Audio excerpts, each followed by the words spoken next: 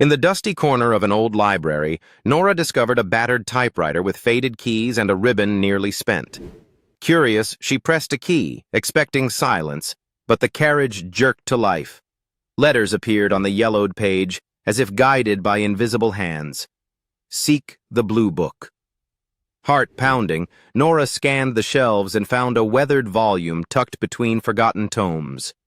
Inside, a folded map marked with strange symbols and a single word: tonight. She returned to the typewriter, watching as it clacked out another message. Window, midnight. At the appointed hour, Nora slipped quietly through the library's window, clutching the map tightly. Moonlight revealed a loose stone in the garden wall. Behind it, a small tin box waited, containing photographs, coded notes, and a locket with initials she recognized from her grandmother's stories. The typewriter had given her a link to a hidden past, one stitched together by secrets and silent guardians, passed from one careful hand to the next.